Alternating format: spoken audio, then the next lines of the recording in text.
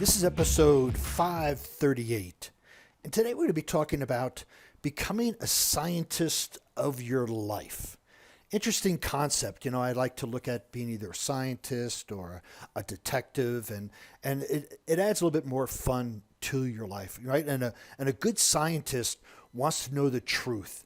They aren't connected with their ego, right? And so you can be a scientist of life, actually of your life. And then what would be, it would be your job is to figure out what works and what doesn't in your life, as opposed to being the result of it. You're now investigating the source of it. And once you know what works for you, life becomes oh so much easier. So I'm going to go over the process of how to become a scientist for your life. One, have an effective mindset, right? The mindset can make all the difference. And if you've been listening to this podcast for any length of time, you know that it's all about mindset, your mindset. So you want to have a growth mindset, open to learning, have a little kid's mindset, right?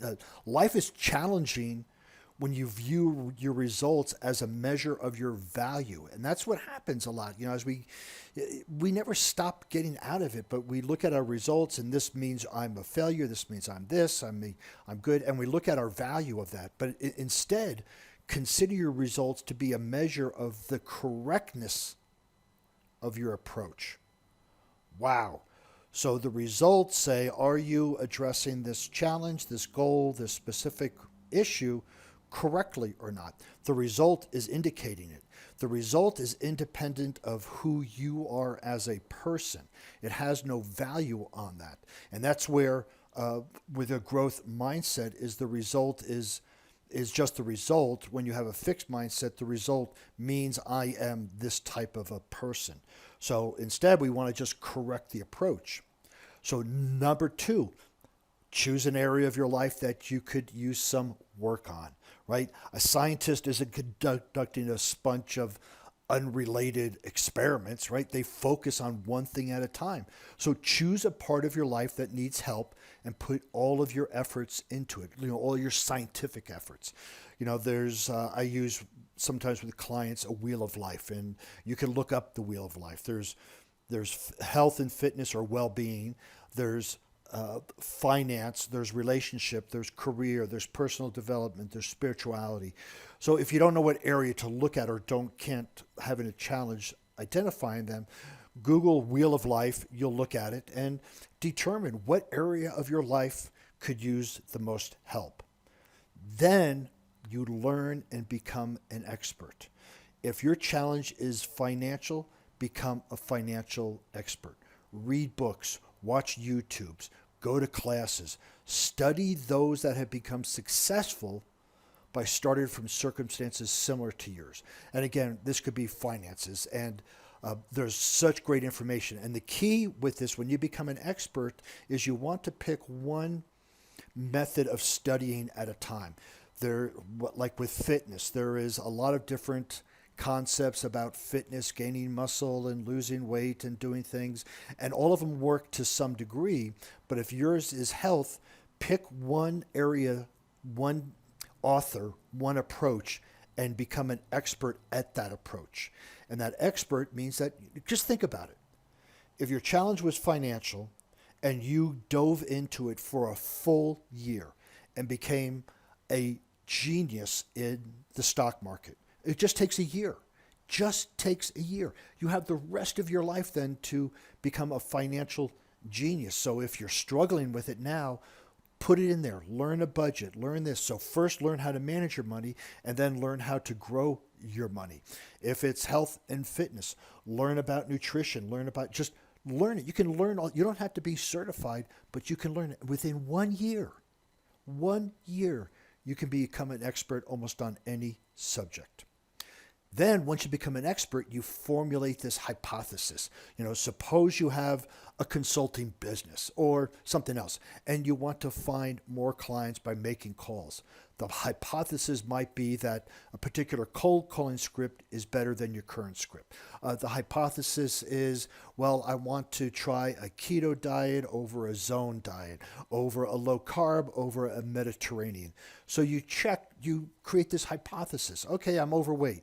I'm going to see what happens when I'm on a Mediterranean diet for 30 days. So you have this hypothesis. And then you create an experiment. Your experiment would be to determine what would happen if. So if we're using the cold calling script, what would happen if I used a different script for 30 days? What would happen if I followed a Mediterranean diet for 30 days? What would happen if, and you start asking this, right? So you create an experiment. What would happen if I did this for X amount of days? And with the experiment, the minimum I would do is 30 days. So what would happen if I saved $1 every day? What would happen if I stopped, if it's finance? What would happen if I stopped or started doing something for 30 days? 30 days seems really easy, and after the week, it's going to be challenging. So I would use 30 days, and then you test your hypothesis. So for 30 days, you eat a Mediterranean diet. Every day, you log it, you journal it, because with an experiment, you have to write down what you're doing. You don't just put food on the plate. You just don't put money in the bank. You write down exactly what you're doing because you want to know exactly the source of the result. So you test your hypothesis. You go, okay, I had this many olives at dinner. I had this pasta, or I didn't have this pasta, or you write down what it is. If it's working out, I went to the gym. I did 20 minutes of cardio. Then I did lifting weights, and here's the weights I lifted. And then I came back. I had this. So whatever it is, you write this down for 30 days, and that's how you're testing your hypothesis. And then at the end of 30 days, you determine your results. Okay, I did a Mediterranean diet for 30 days. I worked out, I did this, and I lost 20 pounds. Great, I'm on track. You studied something financial, and your savings has now increased by $500. Great, you're on track. You did something else. Let's say you tried a new cold calling script, and you got 0 clients. Oh, that didn't work. Let me try something else. So then you evaluate your results, right? But then you repeat it. You develop a new process and repeat it. So this can go for as long as you like. And this could be for, okay, I did the Mediterranean diet, now I'm going to do a keto diet, now I'm going to do a zone diet. But you can continue to improve for as long as you choose if you stay with, finance or cold calling scripts or fitness. But you can keep going and repeat and do another experiment, do another experiment, do another experiment. But eventually, it would be best to move on to another part of your life that could use a boost. So then you go back to your wheel of life and go, at finance, I was at a 1. I'm now at a 7. My relationship is at a 0. Let me go work on my relationship. And then you can come back and do your wheel of life again and again.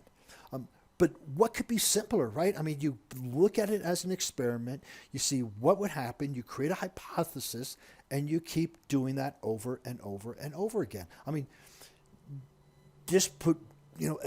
just have some fun experimenting with your life. It's looking at it, like I said in the beginning, a detective or a scientist, but dispassionately experiment with your life. That means don't get so emotionally involved. Just here's the facts.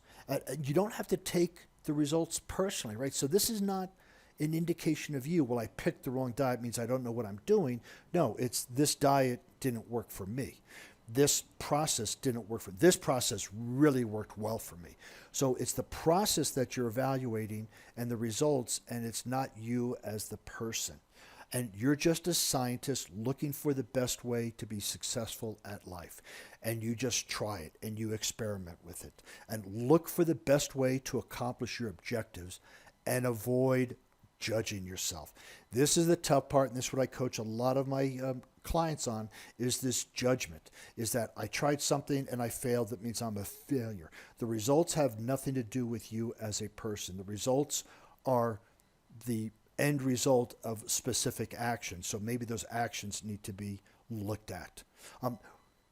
When you know a great process to accomplish something, success becomes oh so easy.